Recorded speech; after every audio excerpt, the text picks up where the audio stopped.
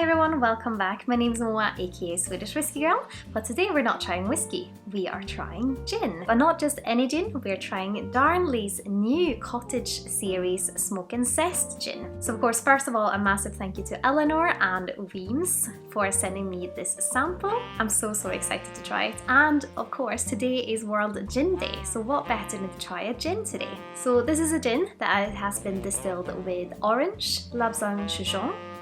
Can never say that, but you know what I mean. It's a tea, a smoky tea, and also barley. So they've used barley from their whiskey distillery and used it for this gin. And I think gin is such a fascinating subject because there's so many out there and there's so many different ways of kind of making it. A lot of distilleries start with a neutral grain spirit and then they macerate it in whatever botanicals they want to use. And of course, the main thing with gin is that it has to be juniper dominant, but then you can kind of put whatever you want in it. This style here is a London dry gin, which means you can't add anything to it after distillation. And those are generally the types of gins that I think are most curious and interesting, because it means that all the flavours you're getting is something that's been there before distillation. So hopefully you'll still have them there after distillation. And this gin here, of course, is a gin for whiskey lovers. I think if you are a fan of whiskey, you should definitely try more gins. And I know there's a lot of people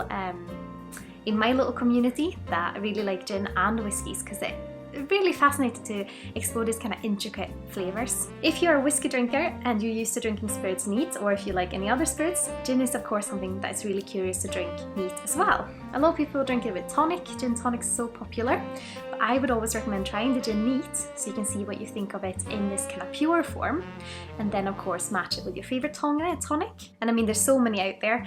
One that I'm going to try a little bit later on is Fever Tree, and it's one of the brands I think are doing really high quality tonic. My favourite one at the moment is a cucumber tonic, because I do tend to like my gin tonics towards the cucumber kind of style. But that's not what we're doing today. So let's have a little nose on this and a little taste first, before we try it with tonic. It's so fresh and it's kind of light and summery. You definitely get juniper. I do also think you get that kind of orange note. Like orange zest, really fresh orange zest. And a bit of that kind of earthy note, but definitely a bit of kind of that forest after rainfall note. So it's really fresh.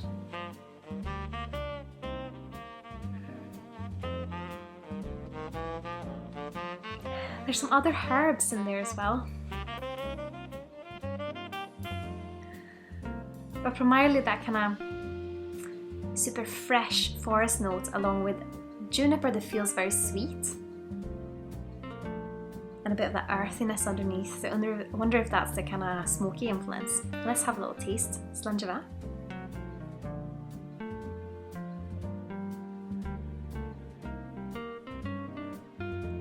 Oh.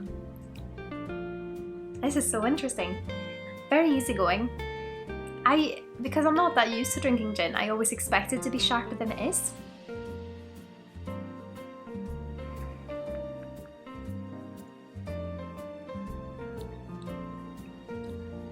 It's not sharp at all, it just has these lovely...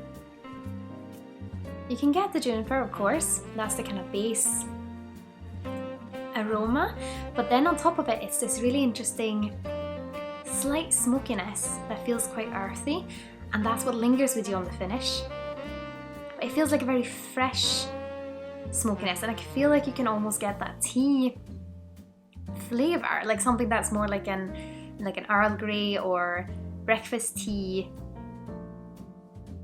Similar note on the finish alongside that smoke. So I definitely think that's coming through.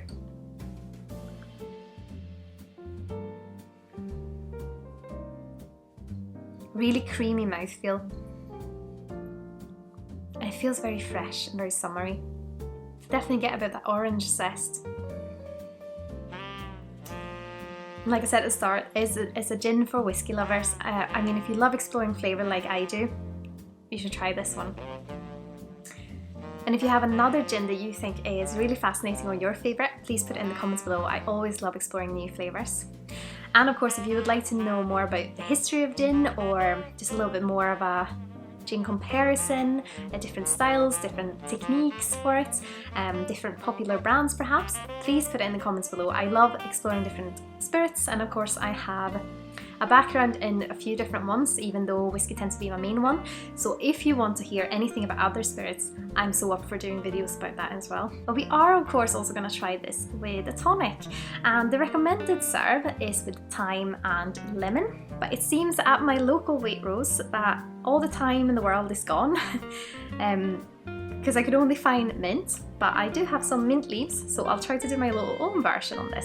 And instead of lemon, I also have lime. But I think after tasting this, that it will actually go really well, because that herbiness with a little bit of fresh mint, because it is so fresh, I think it will bring it up. And I also think the lime will go really well with this kind of tea orange notes. So let's do that. And of course, I like drinking out of a champagne coupe, but I even drink my milk in the morning out of them because I'm a bit of a weirdo. So we're gonna make it in this. First of all, I'm gonna free pour some gin. I like being able to actually taste the gin, so I go for a little bit of an extra serve in there. And then the Indian tonic water is from Fever Tree, the one I'm using, but you can of course also use your favorite.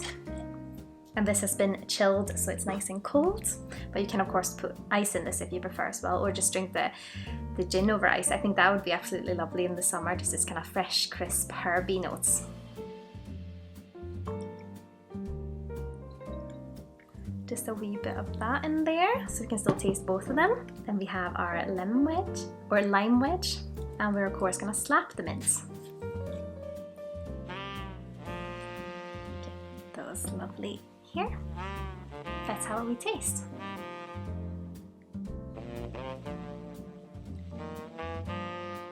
So summery and fresh. I'm really liking these herby notes coming through. This is dangerous though. It's so easy drinking. Yeah.